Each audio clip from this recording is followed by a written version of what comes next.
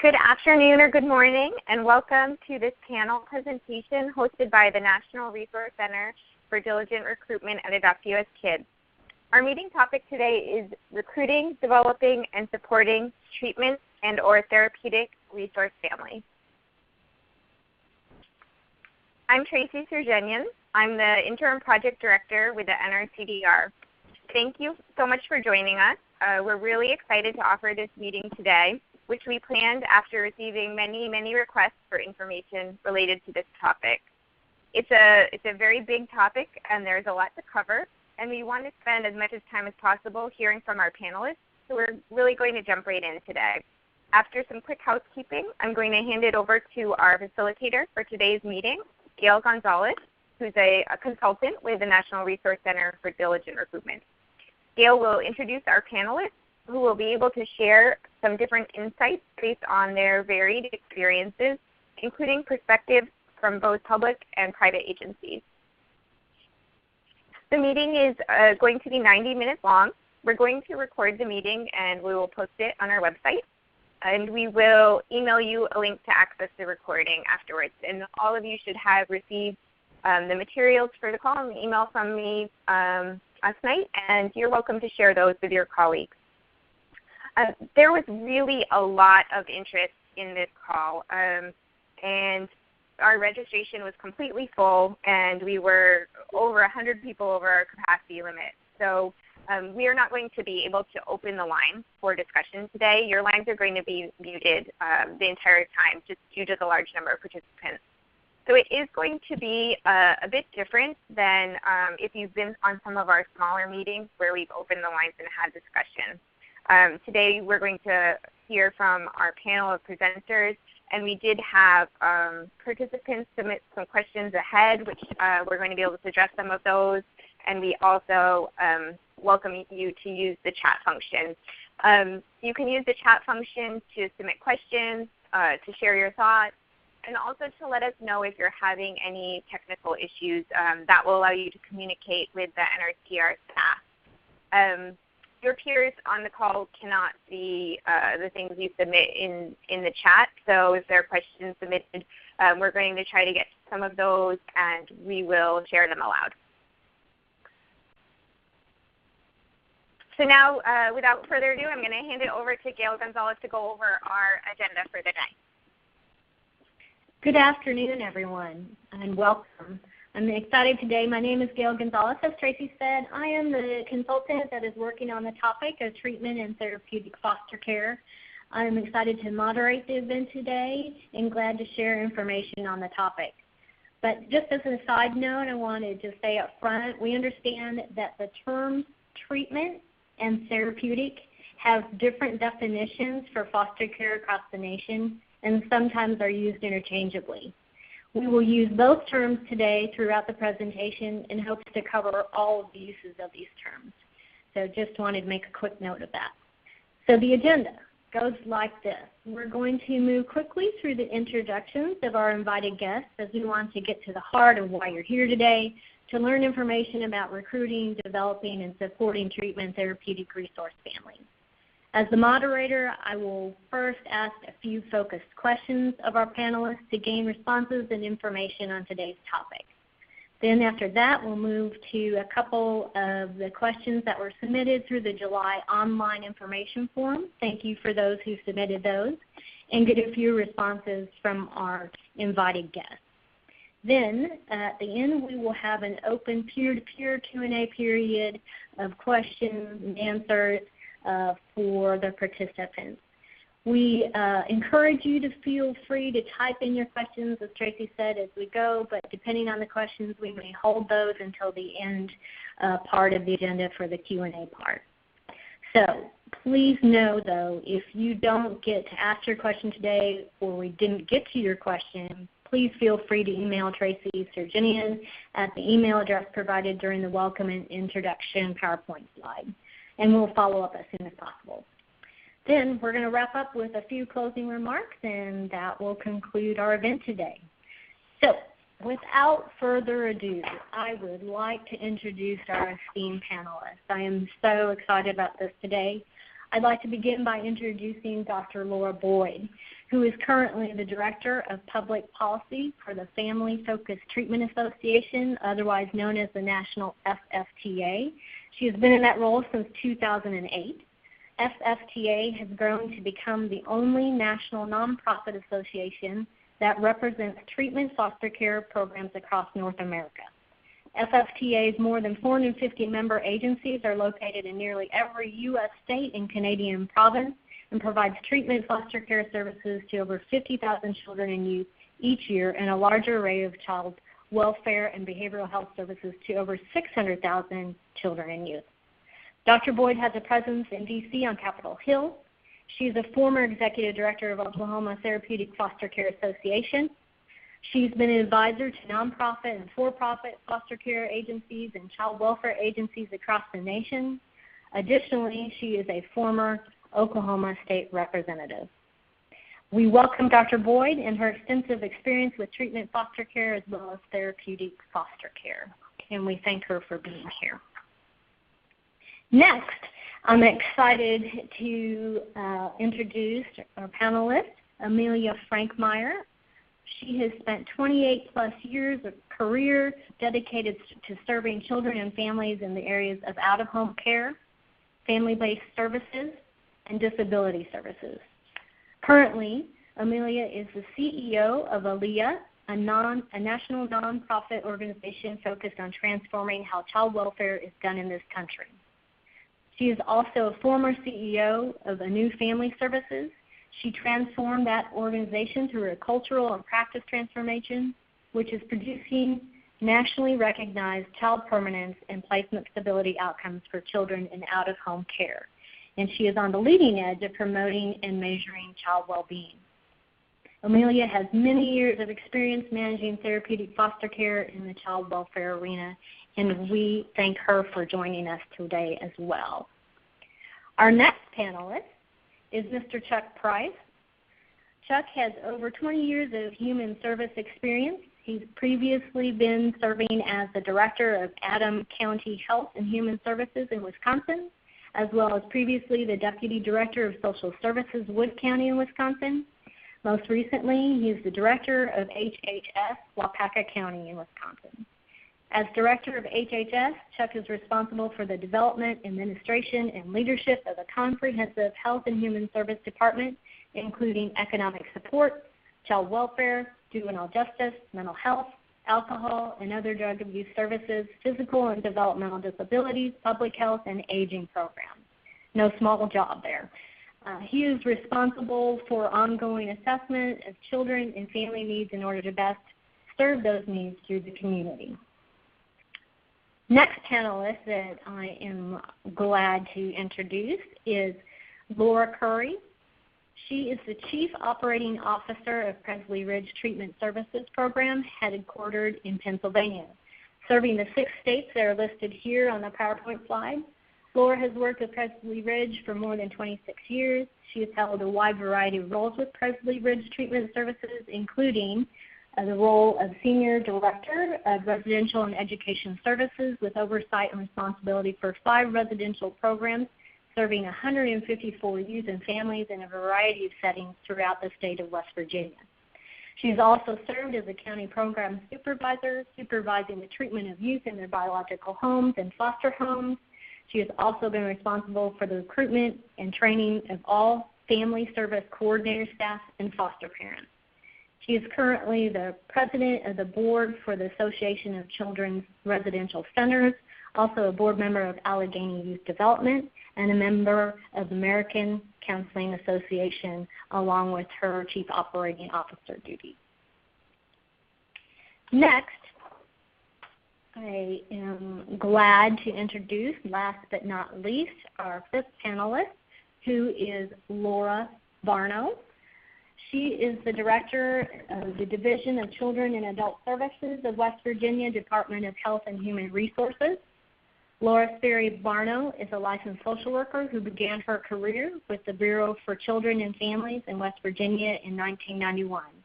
She has held a variety of positions during these 26 years, from Child Protective Services worker to her current position as the Director for the Division of Children and Adult Services.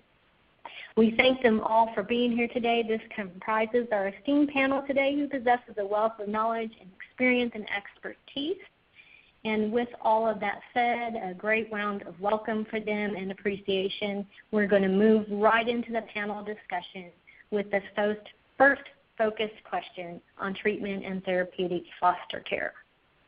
So with that, panelists, what would you say are the two most critical elements in recruiting, developing, and supporting treatment and or therapeutic foster parents? And I think I would like to start by having Dr. Boyd share some thoughts on this topic. Dr. Boyd? Thank you, Gail. Hi, everyone. I'm thrilled to be here and to be sharing with these colleagues this opportunity to visit with you today. One of the things that comes to my mind that I see across the country is that we're still facing a stigma, if you will, of foster care when we try to recruit families and then obviously support them in the community. Part of the way we've dealt with that in FFTA, which I think is very successful and encouraging, and the feedback from the country has been very good, is we've transitioned to using terminology of therapeutic family care versus therapeutic foster care. The change in terminology opens up some opportunity to have different expectations. Instead of thinking that something has gone wrong and therefore a child is in foster care, if we're talking about family care, then our expectations are around caregiving versus a deficit model. The other thing that I think is very important, especially for those of you in the public sector who are listening, is that we have more resources out there than we might think. Medicaid, CMS already says that if a child meets medical necessity criteria in any state, however you define that if that child needs TFC services, you must serve them regardless of where they reside. And so that means in their biological home, in a non-relative foster home, in a kinship or relative placement, or in a post-adoptive placement.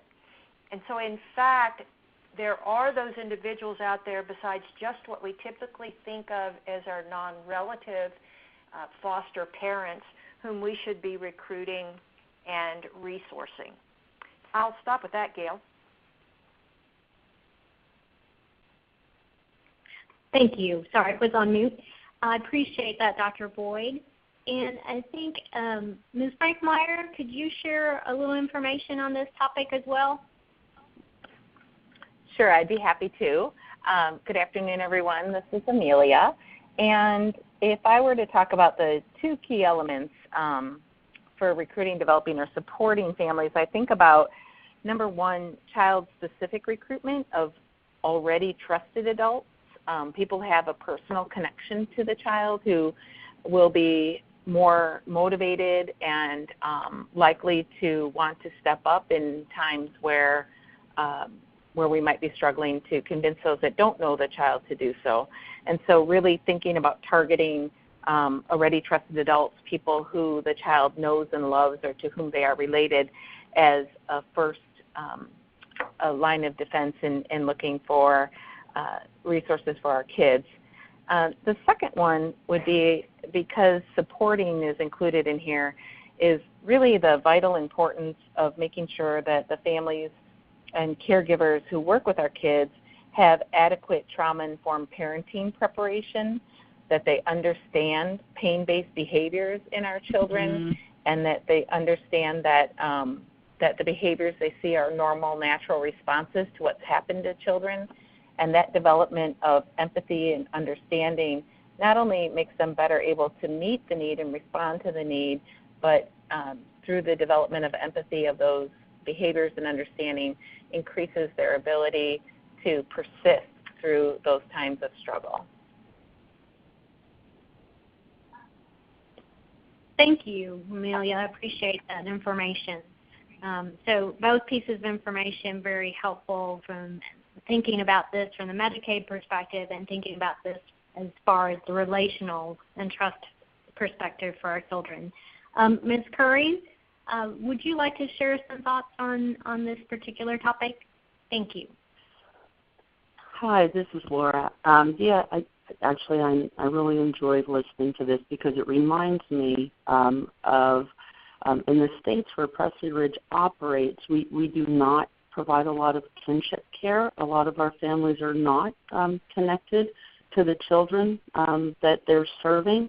And so our focus around development is really based on the fact that we believe that the foster parent is the primary change agent, that they're professional, they're trained, they go through a series of training, and that then our job is to support them because they really are with children all day long and are the best people to support children in their homes. So then as far as support is concerned, what we find is that it's really important, and foster parents tell us this, that what they appreciate is having people standing next to them, supporting them all hours of the night and day, that they know if there is difficulty, if there's an issue going on or that they need help, that it's there. They don't have to ask for it. It is part of the program, and it's an expectation for them. It seems to be the thing that we provide that gives them the ability to believe that they can serve a child that comes into their home that maybe from a paper view or reading information about the child that may not be able to help them. So that is critical as far as support is concerned. Thank you. Thank you all for sharing.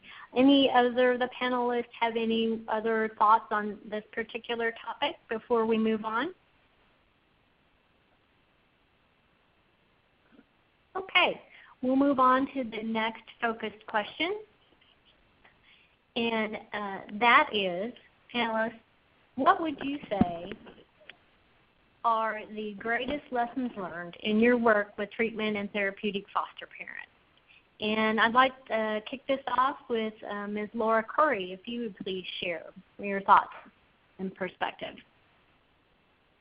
As far as recruitment is concerned, the lessons that we've learned is that our foster parents are our best recruiters.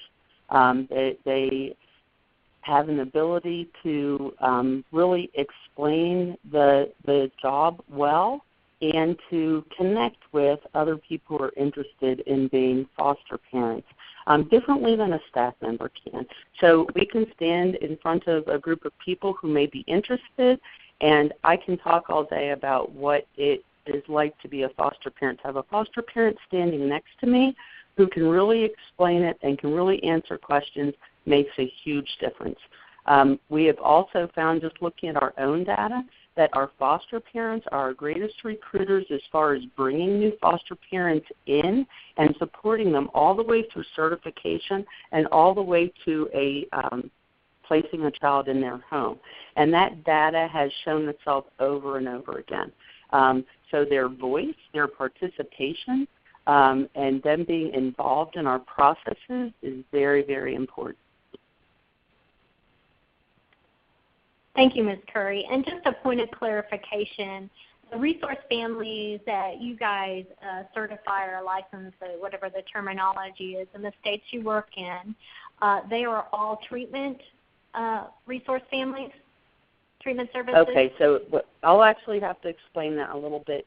Because we have our own model and because we have our own pre-service training, any foster parent that is a Presley Ridge foster parent we consider to be therapeutic, which means that they've had training, they've gone through training. Obviously, they meet any requirements from the state, but everyone goes through the same training regardless of what the state may consider them to be. So there are then additional resources added based on children who are in their own home, state requirements, but because, like you kind of said in the beginning, the resource or having a treatment foster care versus therapeutic, we just consider everyone to be therapeutic and then really the states dictate what treatment, quote unquote, foster care is. And because we operate in multiple states, it actually can look quite different. Does that help? Right. Does that answer that question? Okay. Yes, thank you. Thank you for that point of clarification. I appreciate that. So I would also ask, Dr. Boyd, do you have any thoughts on this particular topic? Thank you. Yes, I want to emphasize again that the parents are the change agents. There's no question about that. And in speaking particularly for therapeutic or treatment family care, we do find that across the country, again, TFC caregivers experience disruptions. They experience, agencies experience turnovers in the homes that are available or can take a child.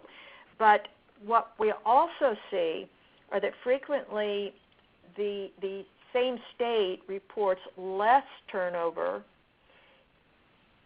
in a TFC home versus a non-TFC home, which is typically lower level.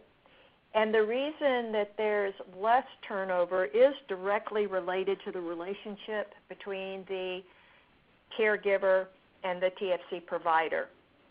It's clearly relationship-based.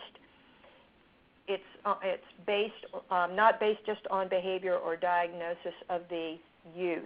And I think that goes back a little bit to what Amelia was saying in terms of who, not only whom does a kid trust and who is an adult in their life, but for that caregivers, who do they feel like is always there on their side, and whether they're right or wrong, on their side, meaning for them to be successful. Who's there to support them as well? Okay, thank you for that, Dr. Boyd. And when you're talking about the foster parent support, are you primarily talking about the case manager that is assigned to the resource family? Or Actually, the entire...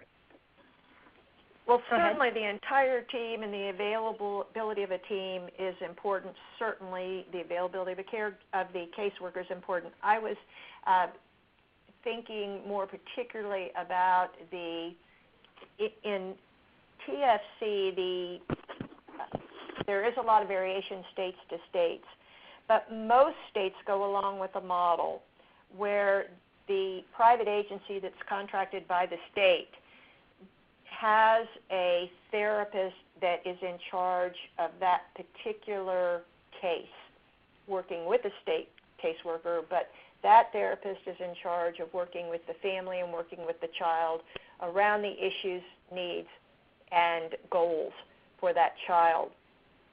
So it's that relationship there with the therapist who, as you mentioned earlier, is available 24/7, available through crises, available to cheer successes.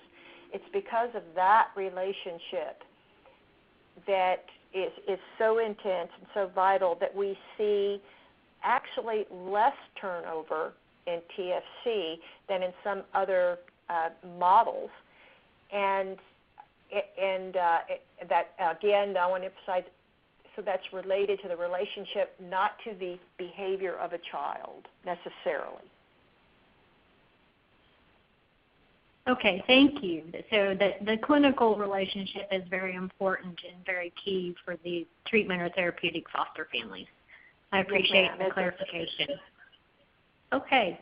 And Ms. Frankmeyer, do you have anything in addition to what others have shared on this topic?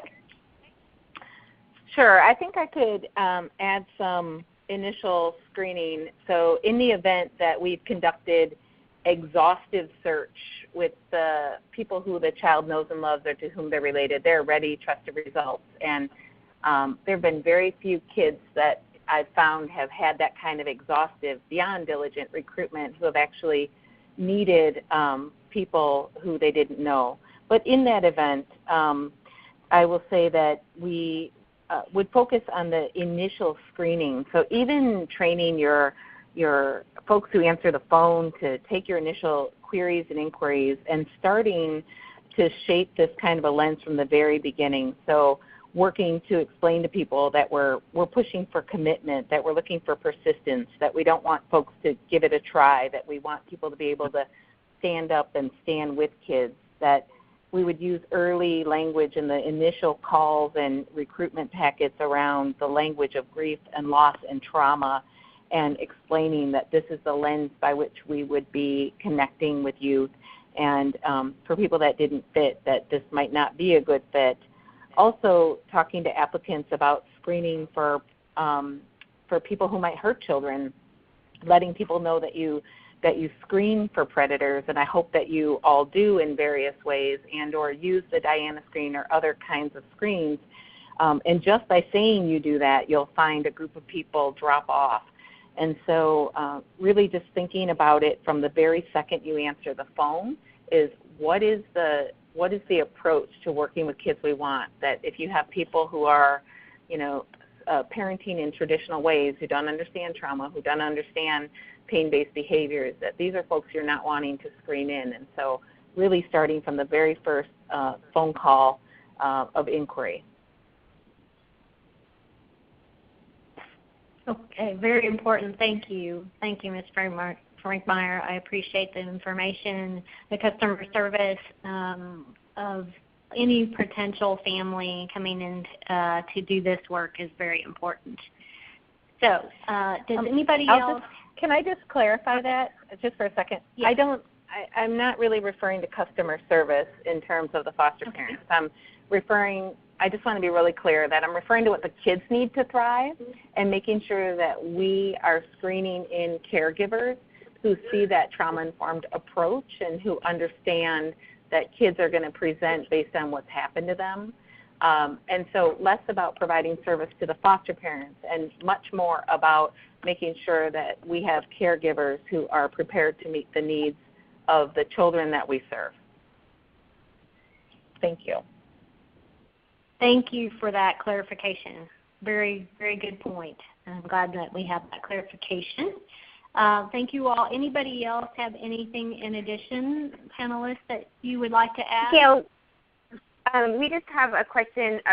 What was the name of the screening that one of the speakers mentioned? That was me. This is Amelia, the Diana screen.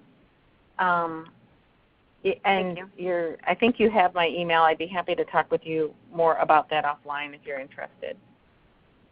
Thank you. Gail, this is Laura Boyd. I'd like to add one comment too.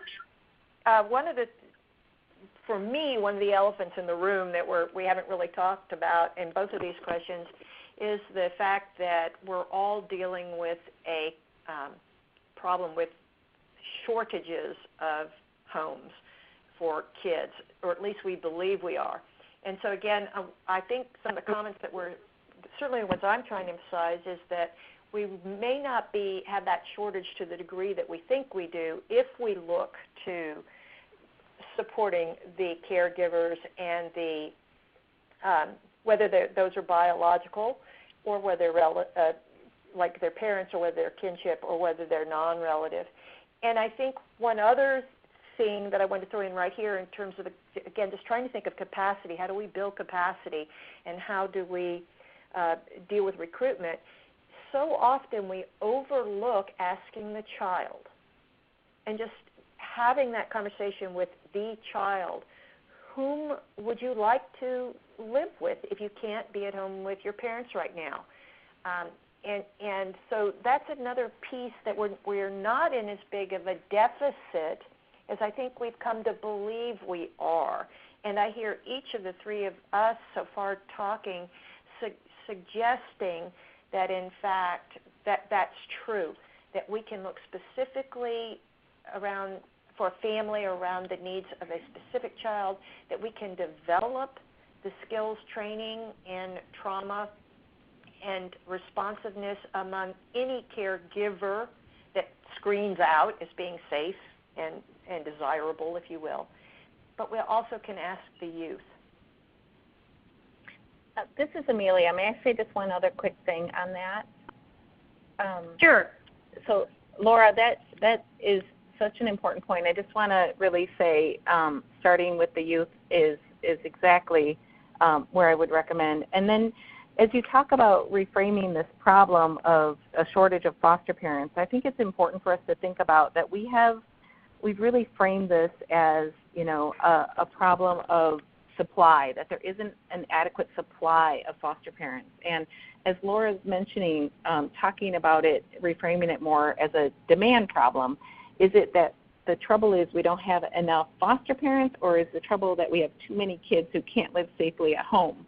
And so how do we increase their capacity to live safely at home or with people who they know and love or to whom they're related? And which side of the problem do we work? And so just framing it in that way, I think, is another way to consider our interventions if you attend to the supply problem of the number of foster parents or the demand problem of why do we need so many and how do we reduce that demand.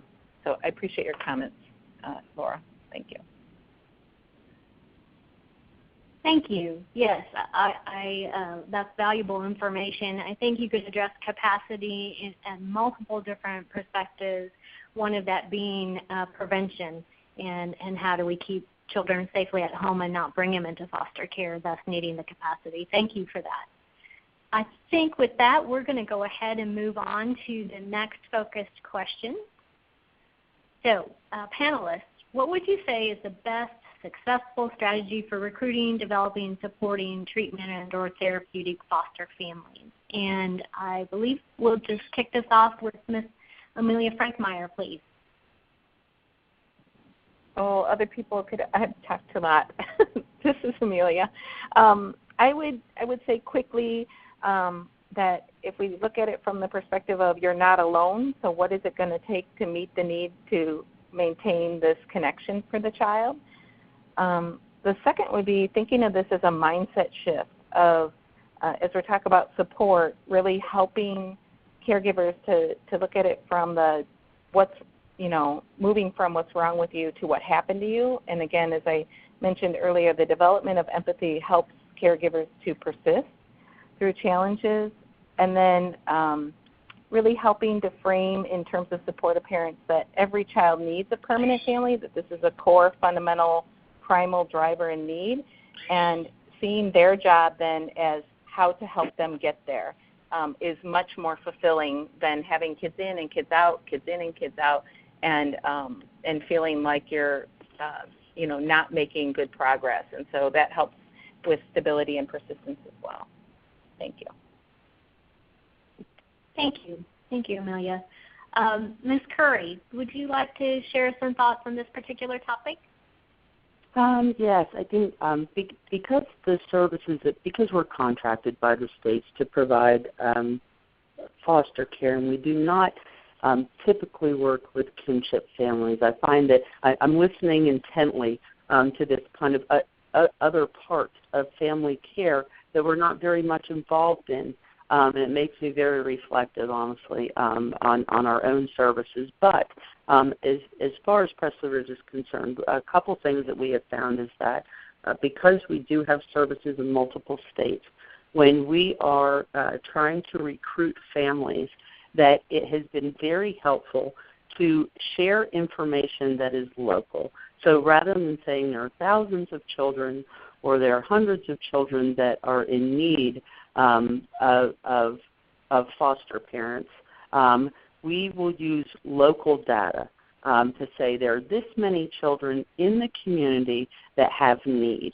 And so it brings it a little bit home to people who are living in that community and feel like they want to serve and support. We have found that to be effective. And certainly I've talked before about using foster parents to help us recruit foster parents, and that has been a very successful strategy.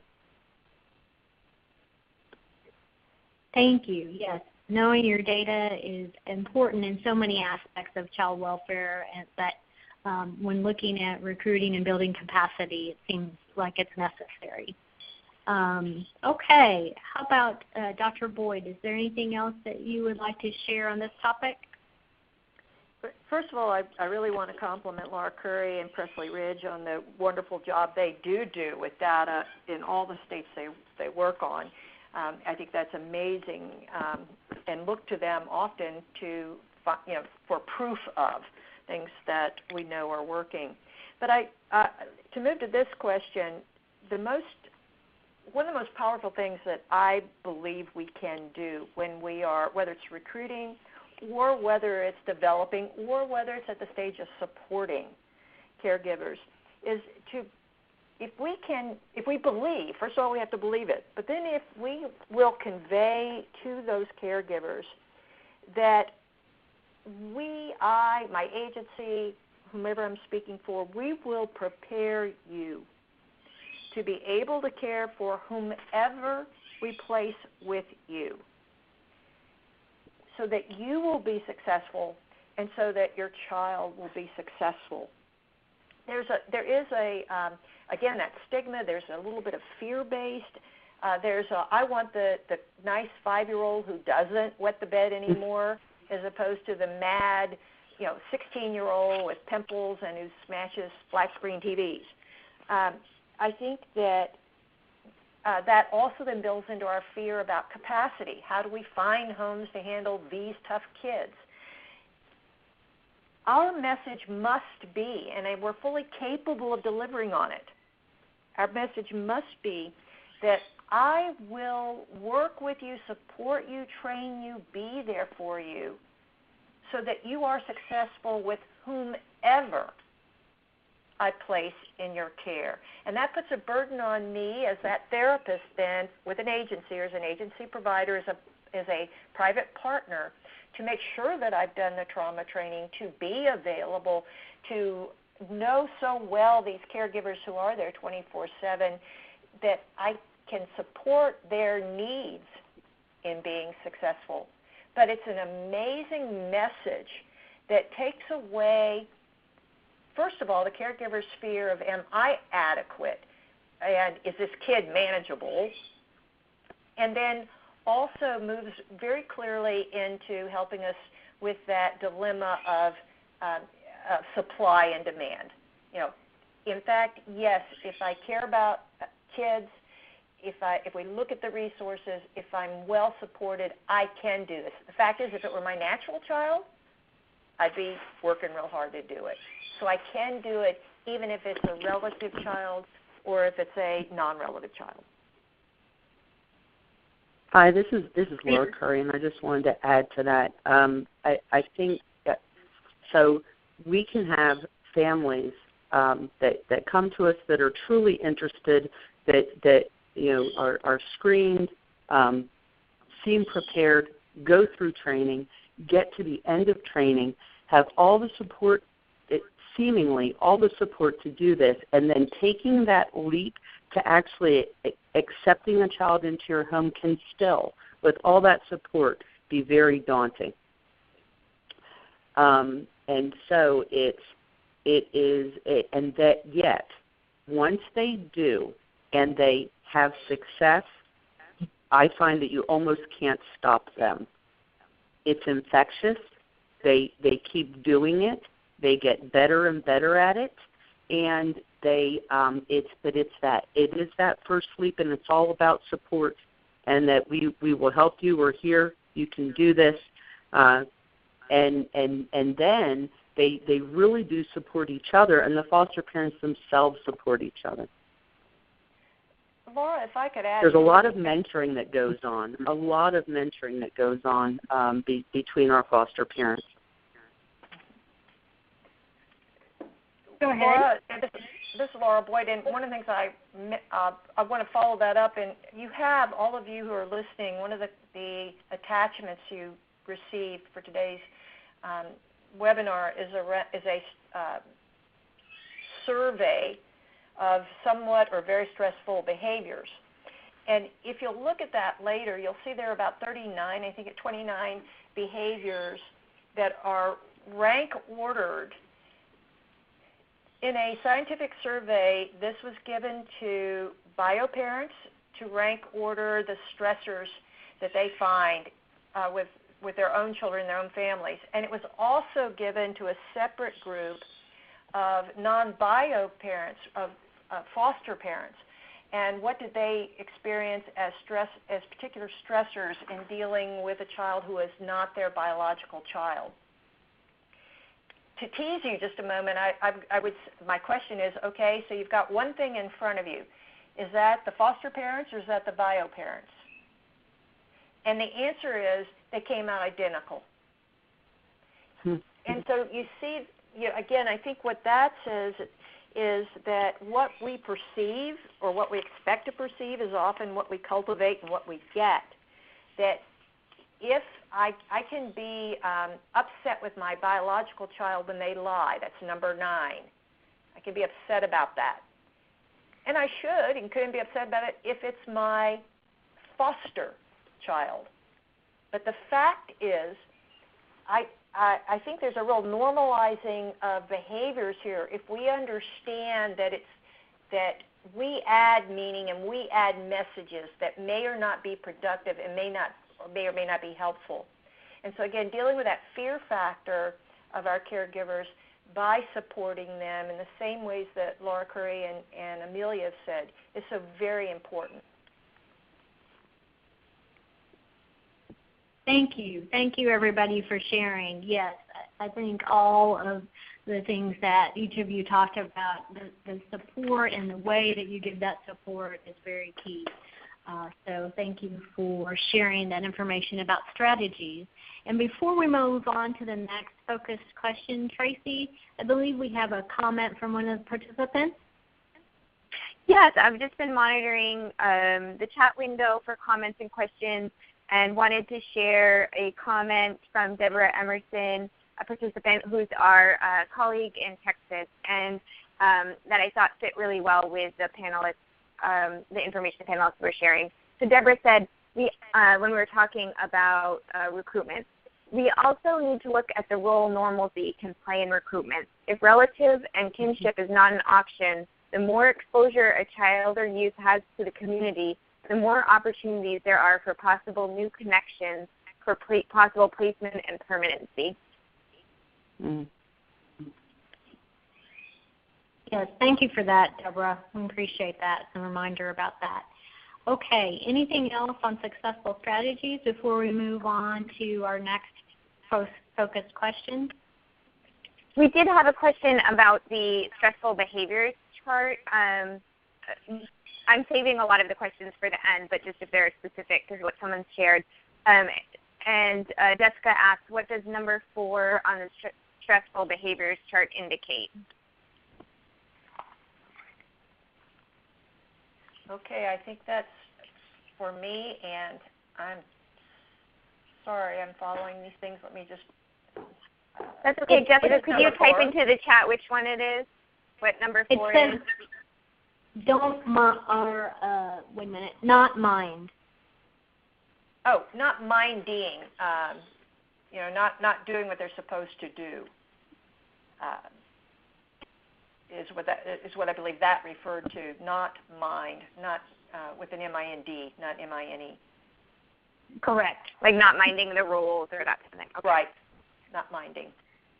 Thank you. And certainly with therapeutic, we think of that as, the kind of behavior as something that that's reactive, that's objectionable, and so I think that's just more general terminology, not mindy. Great, yeah. All right. We appreciate all that, and Dr. Boyd, thank you for sharing that piece of handout and information from that research study. That's interesting, very interesting. So I believe we should move on to the last focus question, question 4. And this is related to public-private partnerships. So panelists, how have you worked together in partnership to recruit, develop, and support treatment or therapeutic resource families? And I am going to begin with Mr. Price, and then I'd like to have that followed by Ms. Barno and others. So Mr. Price. Yes, thank you. So I think just in maybe some transparency, I feel like I might be a bit of an odd duck in some of the conversation. So here in Waupaca County, I'll just say we've got a population of about 53,000. And so not sure how that measures up with some of the other counties that you all may be working with, but we've been undergoing quite a culture change. And so what comes to my mind as I'm reading this and hearing the conversation today is, if you're familiar with the kind of the most interesting man in the world commercials, and in that we don't use treatment foster care very much, but when we do, we need to make sure that those agencies are matched up with our principles, which we've embedded trauma-informed care throughout our agency and into our vision and values. And our vision here is to help the people of Waupaca County to be safe and connected. And so we'd be looking for partner agencies that share those same visions and values, as well as those trauma-informed principles and training. And we've gone as far as making sure that the agencies we want to work with, if they haven't already had training in trauma-informed practice or the adverse childhood experience study, that we can and will provide those trainings, and look to partner so that we know that the kiddos that we're dealing with are going to be in responsible hands and just share the same kind of common ground and message. And through our kind of transformation and our culture change, we've seen about a 17% decrease in overall out-of-home care costs. And just right now we have no children in treatment foster care or residential placements. And that starts with the concept that we've kind of put in front of our staff, and that's that no Waupaca County child should be placed with a stranger. And that speaks to what Amelia had talked about earlier in looking at already trusted adults. And so how can we partner with agencies in our own foster homes here to work in some of those relationships maybe early on, so that if and when placement is needed, that the resources that we are using aren't strangers to the family. But it's really about stressing our trauma-informed lens and principles, and looking for those same kind of matches with the providers that we're using. Thank you, Mr. Price. I did find your story to be very encouraging and very unique in the way that you did a transformation of your whole culture within your county and child welfare related to the children. And I think it speaks volumes to say that you don't have children placed in treatment or therapeutic care and none in residential treatment. So I do believe that you can look at building capacity in many different ways, as I said earlier, and thinking about this and reframing capacity in a different way like you have is I think, something that we could all think about. So thank you for sharing that. Okay. I appreciate that. So Ms. Barno, what do you have to say about this? Good afternoon. West Virginia partnered, did a really small pilot several years ago with Presley Ridge, Laura Curry's agency, to do therapeutic foster care with the Presley model. And so that was successful. And so last year, several of our stakeholders got together and decided that we should increase that, expand it in a kind of a controlled way. And one of the things that we often hear from our foster care agencies is there's not a lot of specific money given to agencies for the recruitment piece.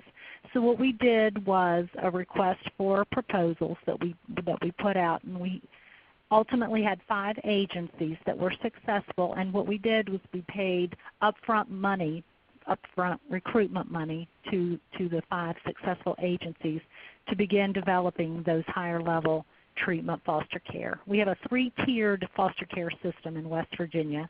The first layer, of course, being your traditional foster care. Then we have levels 2 and 3. Level 2 is more of a child who comes into custody and needs the assessment piece, that things are not known about the child. And level 3 being that traditional therapeutic higher level of care that we all think about when we think about treatment foster care. and each of those 3 layers, 3 levels, are paid different rates depending on the needs of the child. Thank you. This is Laura Curry, and I just have to say that having the monies up front for that is significant. That is not typical. Recruiters, when contracts with states, you're not typically receiving money for recruiters, and it's critical.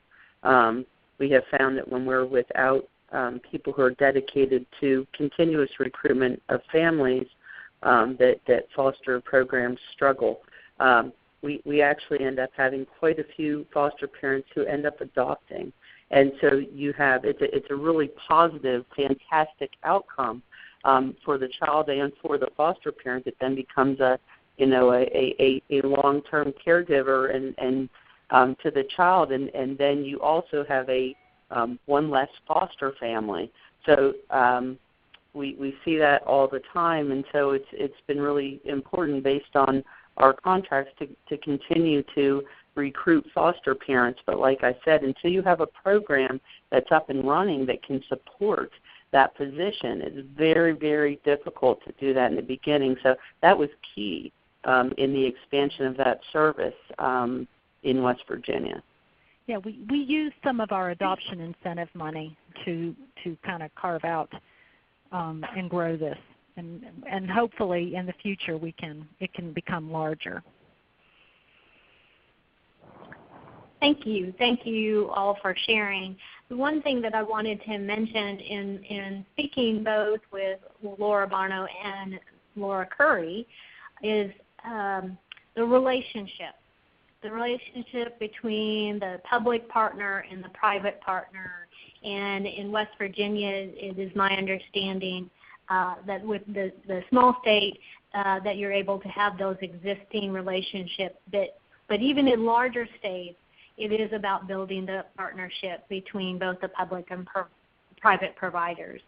So I learned from the both of you that you guys have been able to establish that. So thank you. Anybody else have anything else to share on this particular topic? Amelia or anybody? We did have a question for Laura Barno about the adoption incentive money, and if you could explain that a bit. Well, that's our finance. That's our finance. Is there anything specific that you want to know? Ashley, if you want to enter any specifics into the chat window, we can share those. Okay, but what do they want to know about the adoption? I mean, I'm going to wait and see in the chat window, so let's come back to it. Oh, okay. We can come back to it. Mm-hmm. Great. Okay. So that concludes the focused question portion of the agenda. So we thank you, panelists, for all your words of experience and knowledge, and I'm sure the states and jurisdictions, the tribes, have found answers to be valuable. But we're going to go ahead and move on to the next portion of the agenda, and that's a couple of questions that we received via the information forms that were sent prior to today's event. And we are going to kick it off with, how do you recruit in a way that describes children's high needs without being negative? So if we could, I'm going to ask Ms. Curry if she could share a little bit about that. We're honest. We don't kind of not say things. I think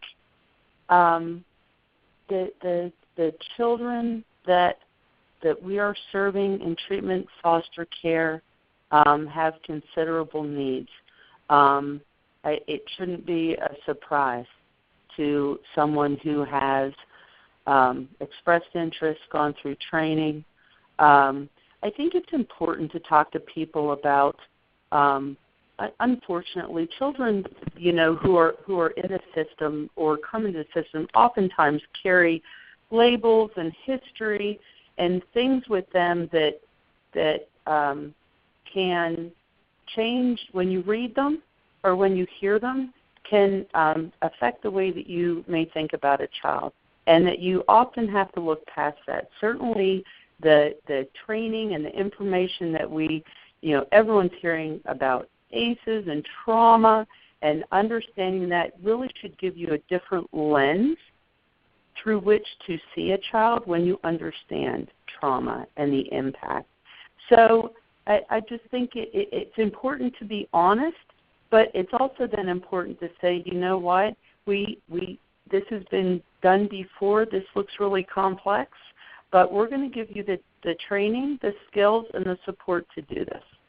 And to work effectively with the children that we put in your home. And so that's the way that we've approached it. Okay, thank you. Any other panelists have anything else to share on this topic? This is Amelia, and I would just take it just a teeny bit further and add on to what Laura said, which is really helping folks understand the perspective of why those behaviors are occurring, that they are normal, natural responses to what happened to them, that it's a way children express their pain, and just helping folks to not to see the behavior in isolation, but really use the lens and perspective of, if this happened to you, you might also respond this way. You can see that, right? That this makes sense once we understand that. And again, really building on the empathy when you put those behaviors in context. Yes, thank you. Thank you for sharing that. Does anybody else have some thoughts on this particular topic? How we describe our children of high needs? This is Laura Boyd. I would just add very quickly, I think my colleagues have said it so well, but that's it. This is the importance of a trauma-informed system, not just a program you do with a child or the therapist knows about or the caregiver knows about. It's important all the way through. Historically, we've had agencies and therefore caregivers be upset, be surprised, sometimes not so politely about it, the behaviors that a child demonstrates, and saying we weren't told completely what to expect with this child. On the public partner side, their trauma is right there saying, my gosh, if I really tell them what this kid will do, nobody will take the kid. So I think, again, the whole idea of trauma-informed, it has to start from the top or the highest levels of the public agency and has to go all the way down in the highest levels of the private partner and go all the way down, that we're all saying what happened to this child, what does this child need, and within that give the information. But if somebody's out of sync, then there will be a sense of surprise, if not betrayal, and it is harder to place kids. So I agree both with what Laura and Amelia have said. And I'd just add, this is Chuck. I would totally agree with that, and that's, from our standpoint, on the public side, we've had all of our staff from receptionist all the way to me as director trained in trauma-informed care, ACEs, really embedded those philosophies. And so I would totally agree because as you try to, as you said, we've got some really difficult cases in front of us, and if we're looking to place those, it's not about, trauma-informed care is not necessarily about either sugarcoating or dismissing some of those behaviors, but rather gathering an understanding. I think Amelia's hit on that a few times today, but it's really about the whole agency having that understanding and being able to support the resources that are willing to help with that foster care or other placements. Thank you. Thank you so much, everyone, for sharing on that. I'm going to move us along, though. We have another question that we received previously. Gail, can I jump in with one comment from a participant? Sure. So Jessica Valdez shared, we explained that the children have lived in environments for extended time where their survival depended upon them getting an inattentive adult to do something the adult doesn't want to do to keep themselves alive. It takes time for them to trust that they don't have to continue to use those maladaptive survival techniques any longer. Great. Thank you for who shared that, and appreciate that. Okay. So we're going to go ahead and move on to the next question that we received before today's event, and that is, what type of training do you recommend for treatment and or therapeutic resource families? And I think we've heard many things about trauma-informed, but I guess, Amelia, do you want to say anything more about trauma-informed training for foster parents? And then anybody else. I know Presley Ridge has their own foster parent curriculum. Yes, I think that, for foster parents or just parents of any kind, caregivers of any kind, and I would, really say that broadly, anyone who find themselves in the responsible care of the children in their responsible care, to think about this idea of approaching parenting or caregiving in a trauma-informed way. And there are a lot of great models out there. I think that, I'm personally a big fan of TBRI, and there are other trauma-informed parenting models, and I know Presley Ridge has a training model as well. But really just thinking about looking at the models through the lens of, does this help to explain pain-based behaviors? Does this help to explain the why of the behavior in a way that helps folks understand that their normal natural responses, there are reasons for this, they have adapted in ways that promoted their survival, as someone said. And so just thinking about looking at an approach that does not shame, blame, punish, or disconnect, but instead is relationally based and trauma-informed.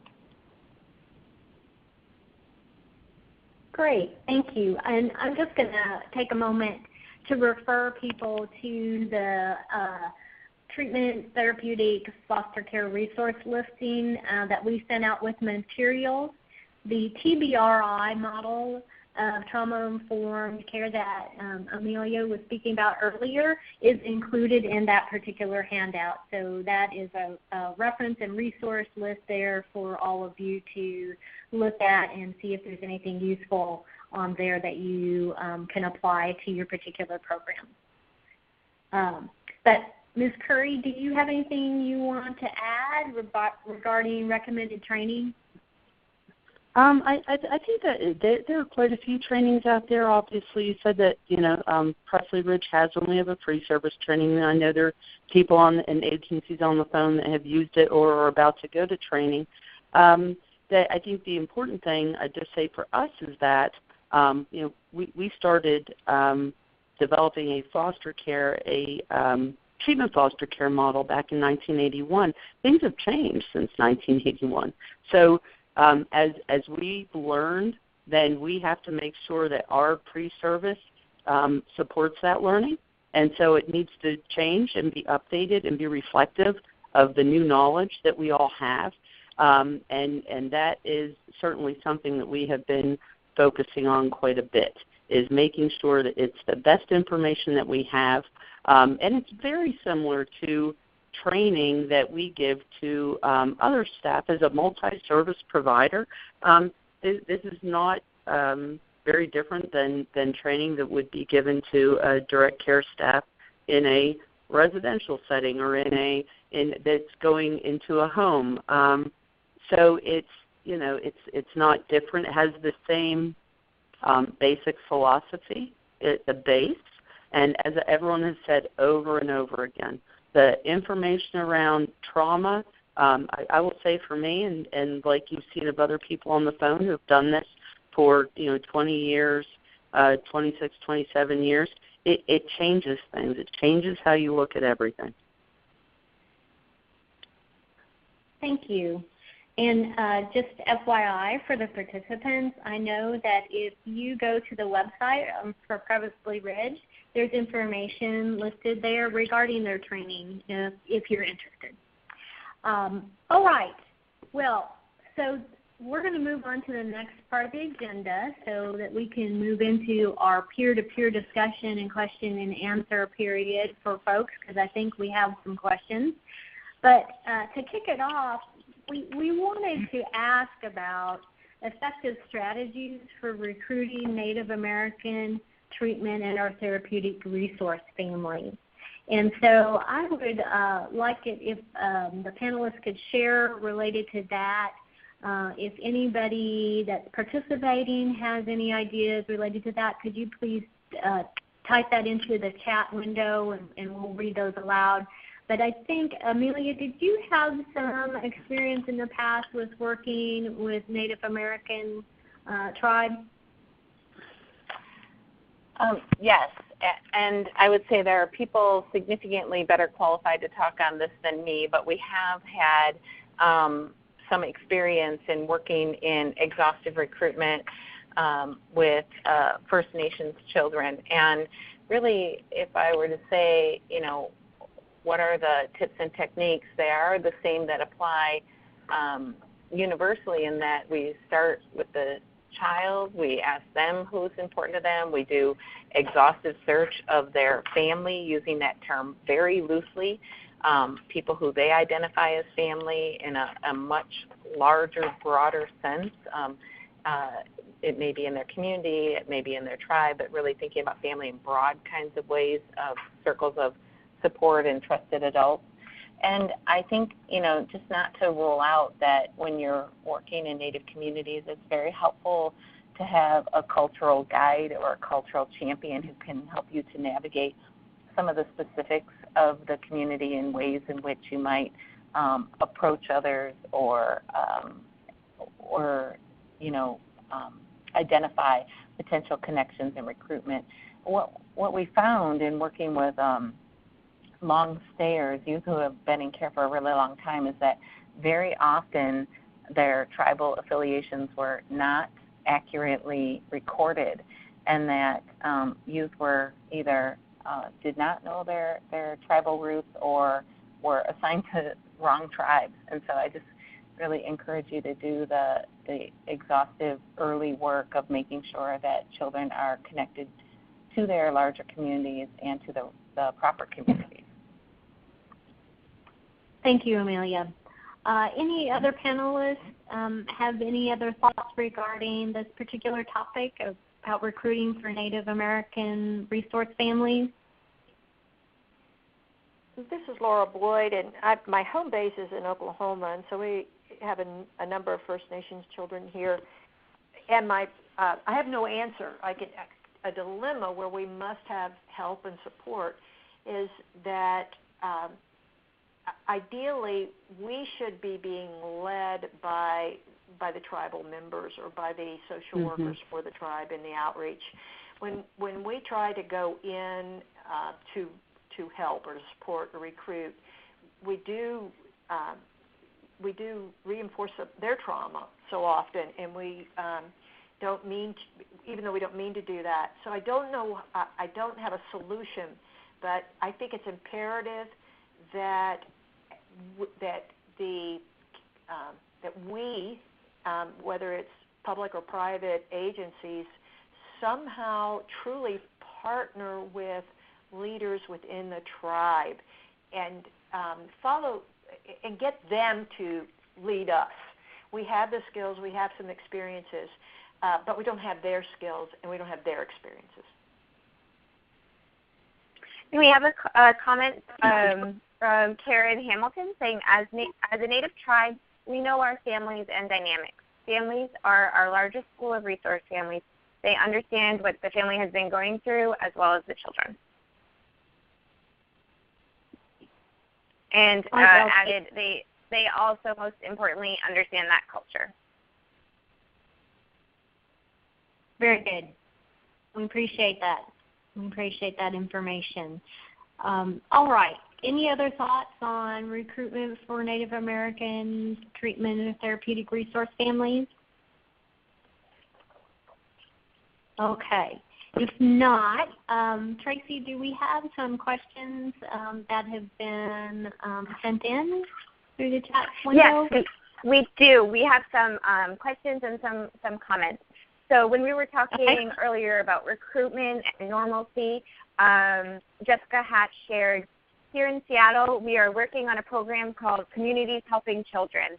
Through this program, schools act as a hub to approved and trained suitable other placement options, and thus allow the child to maintain a sense of familiar community. This also helps parents of other children at the school to help out and get a taste of fostering with the hope that they will take the next step to becoming licensed. So that was a strategy from Seattle. And then another question we got, is there somewhere one can get trained to train social workers regarding child-specific recruitment?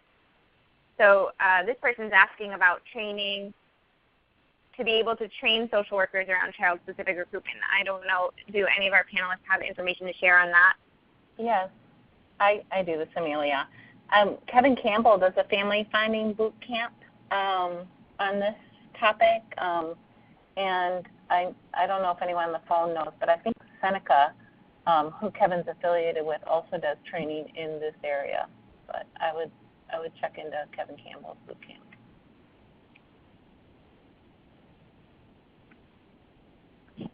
Okay. Thank you. Thank you for that. Then Laura Curry, do you guys do anything related to child-specific training? I'm sorry. Go ahead and say that again, Gail.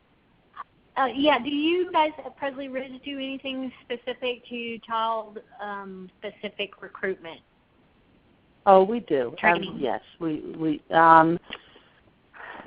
child specific. I'm trying to think of training.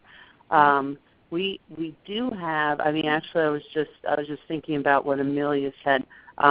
We have a foster care to adopt program where it's the one place in our organization where we have an identified child, and we go and we are trying to find a connection. And when you said Kevin Campbell and Seneca, we use Seneca. So I think it's interesting in a large multi-state, multi-service organization that you would have. We have areas where we have this resource that we use specifically in one area, and that we have to work hard to make sure that other parts of the organization can benefit from that resource. And that's certainly a strength in that area. It's actually not in West Virginia, it's in Pennsylvania. Around family finding is what I'm talking about. Sure. Okay, thank you. All right, other questions or comments, Tracy? Yes, we had another comment related to effective strategies for recruiting Native American treatment and therapeutic resource families. Karen says, another Karen says, I'm a tribal member. Oh, this just moved. I'm a tribal member who has worked for a tribal government over 16 years. You have to have someone from the community itself to take the lead. And it doesn't necessarily have to be someone with a big title, but someone well-known and well-respected in the Native community. So thank you, Karen, for submitting that. We also have another question. Do the panelists accept emergency placements? Yes, we do. This is Laura Curry from Presley Ridge. In some of our states, not all of the states, it's really based on contract, but we do have emergency placements in Pennsylvania in a specific county. And those we have parents that are identified specifically for that, to take children on an emergency basis.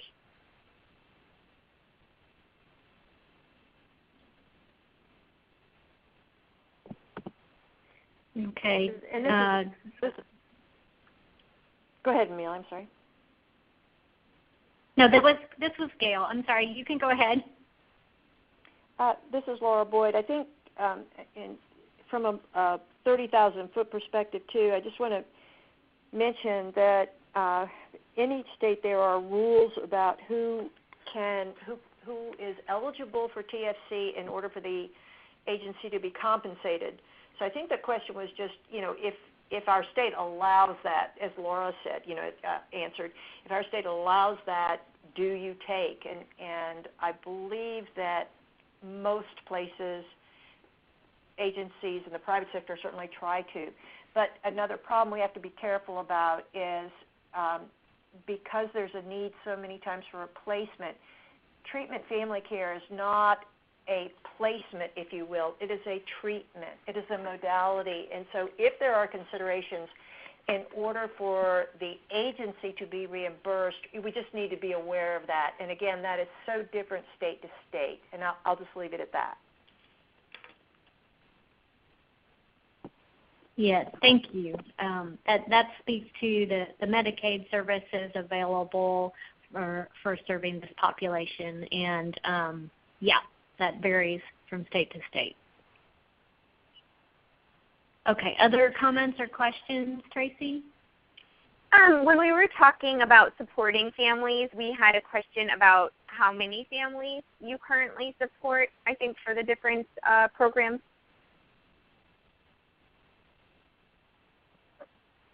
You mean how many total resource families? I think so. And if that person wants to enter any clarifying information into the chat, you're welcome to. But I think it was how many resource families. Yes, at Presley Ridge, yes. Over the 6 states, we have 513 resource families. Okay.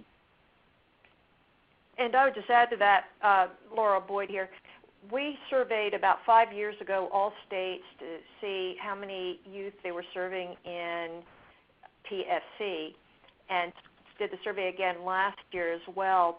The numbers stayed, while there's, again, variation, and the median stays pretty much the same, that for most, that across the country, about 1 in 10 youth in out-of-home care are in therapeutic.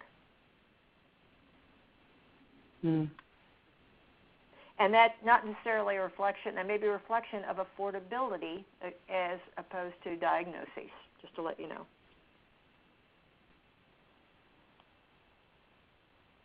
Okay, thank you.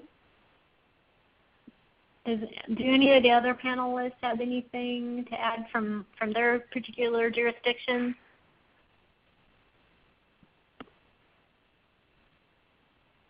Okay.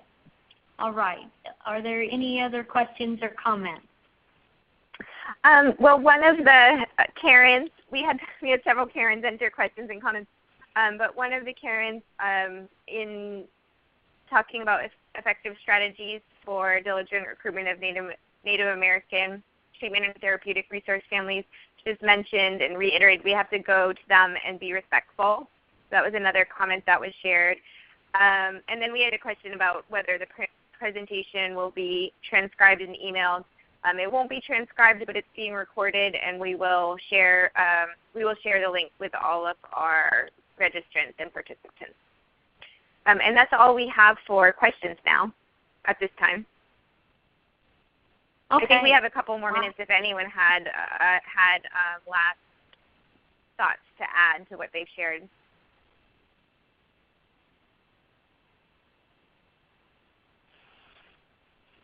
This is the opportunity. Any last tidbits of information you want to ensure we talk about with treatment and therapeutic foster care? Gail, this is Laura Boyd, and I hesitate to speak again, but one of the things that I think is really, really important, and because we spend a lot of the initial part of our time talking about relatives and kinship placements, it is very important that there be an aspect of training unique for kinship placements. The dynamics, the family dynamics are much different than non-relative care. They are much more intense and much more complex. If I, for example, as a grandma, get a call that my grandchild is going into care, I have to make a decision immediately about taking that child in. If I'm non-relative, then I have made the decision I want to bring a child in, and I go through training, and then I can't wait to the moment that I get my child. There's a huge difference there. There's a difference that if if I'm the grandma, I can go through so many emotions if my grandchild is going to go into care, whether it be anger at the grandchild's parents, whether it be feeling I can rescue and love them through this when their own parents didn't, whatever it is, because of the kinship aspect. The family dynamics are extremely intense, and it's my belief that kinship can still be one of the best therapeutic family placements for any child, and that kinship caregivers need particular support and awareness, which means the agencies need to be particularly trained in some of the different dynamics that are crucial. Thank you. That is a really important nuance, and this country has seen an increase in the amount of kinship placement, so it's very important to be aware and attend to the needs of those settings as well for our children. I see, Tracy, we do have another question. If we can take that really quickly. How do you recommend getting started with trauma-informed system change? And I think I'm going to ask Mr. Price. How did you go about that? Well, here we hosted a listening session.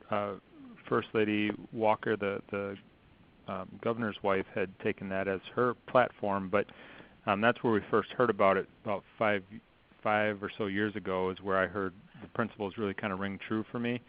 And then just from a leadership perspective, as the director of the agency, just kind of made the push that was the direction we were going to go. And, without any kind of pilots or grants or anything like that, just kind of took off on a journey. We were fortunate we had a state trauma-informed care coordinator that had worked with different groups of people or sections of people, but never really had a whole county system take it on, or a Health and Human Services system take it on. And so we've been a bit of a trailblazer of sorts. And so I think it's just about making that decision and then understanding it's not just about trauma-informed care, but it's really the whole culture shift, and there's lots of layers that come with that, from leadership to staff development and all those types of things. But it's really about, I think, someone within the leadership or at the top of the agency or department to really take that charge and lead it. This is Amelia, and if I can do a shameless plug, I will say that we are working with the University of Minnesota School of Social Work to launch a trauma-informed leadership certificate to help leaders who are trying to do this transition. It's virtual, so it'll be available nationally, and that'll launch in January. And if you sign up on our website for newsletter, you'll get information about that. And this is the work that Aaliyah does, is systems change work like this too. So I'd be happy to talk to whoever asked the question offline. Great, thank you. And I think first we had a little question about who did Chuck use to access the trauma-informed training, and I believe his connection with Amelia Frankmeyer was the way that happened. Then the other question really quickly, where in Oklahoma can kinship get the TFC training? Gail, I'm going to jump in. This is Amelia, because I don't think that Chuck would answer that way. He was well on his way in the trauma-informed care transition. We helped with systemic change. We helped on bringing the larger community along and helping with managing the change process from a leadership perspective of how you manage that backlash of disruptive innovation. But Chuck, you might want to say how you brought on your TIC stuff early on. Right. So that was early on. That was the state had already started here a trauma-informed platform of sorts, and so we had used Elizabeth Hudson, who was the state trauma-informed care coordinator at the time here in Wisconsin, who currently is the director of Office of Children's Mental Health. And then there's been other folks that have come in the state to provide those types of trainings. If I get the initials right here, it's the National Center for Behavioral Health. I don't know if there's other folks that have heard of that center, but they've got a litany of things on trauma-informed care trainings. But we're fortunate here in Wisconsin to have Elizabeth Hudson as our trainer there. And then since that time, one of the providers here in Wisconsin, St. Emilian's, has taken on the Adverse Childhood Experiences study as taking on Master ACE interface trainings, and so training the trainers to have Master ACE trainers throughout the state, and we're fortunate to have 2 folks on staff here that are Master ACE trained, and so we're able to orient our staff and our community partners around the ACE study, just having that resource here under our own roof. Okay, thank you. And thank you, Amelia, for keeping me straight through this presentation. Okay, I'm going to ask this one more time. Somebody was saying, where in Oklahoma can kinship get the TFC training? This is Laura Boyd, and I'm going to assume that because I mentioned Oklahoma, that is someone who's in Oklahoma. The best way for anyone to get initial training, I believe, is that FFTA has a kinship toolkit that we have put out. We are developing other tools. If someone wants to get in touch, I can make that toolkit available to them. And part of one of the beauties of the conversation today is helping people be aware of that kin is a resource and the special needs of kin. So, Anne, you've asked that question. Joy, part of the whole process is to grow, but if you'll contact me, I can share with you the kinship toolkit where you can at least begin to learn now. Great, thank you. Okay, did we get to all the questions, Tracy? We actually did. Perfect. Amazing timing. Excellent. So I just want to thank everybody. Should I go ahead and okay. Yeah, I just want to thank everybody that all of our expert panelists for having time today and sharing today. I really appreciate it. And so we're going to conclude the discussion, the virtual panel discussion, peer-to-peer discussion. And Tracy, you can take it away to close us out. Thank you. I also want to thank each of you who participated today. And thank you to Rubette, our colleague at NRCDR who provides technical support, Gail for coordinating and facilitating the meeting, and special thanks to all of our panelists. We've heard some really valuable information and different perspectives about diligent recruitment of treatment and therapeutic resource families today. And we hope all of you listening will be able to apply some piece of it to your work. Please do complete the feedback form that will pop up at the end of the meeting. It's pretty brief and it's really helpful to us. And I also welcome you to write to me with follow-up questions. My email address is right there on the slide, and I've emailed all of our registrants, so you could just reply back to that as well. And we thank you again for participating today and wish you a great afternoon.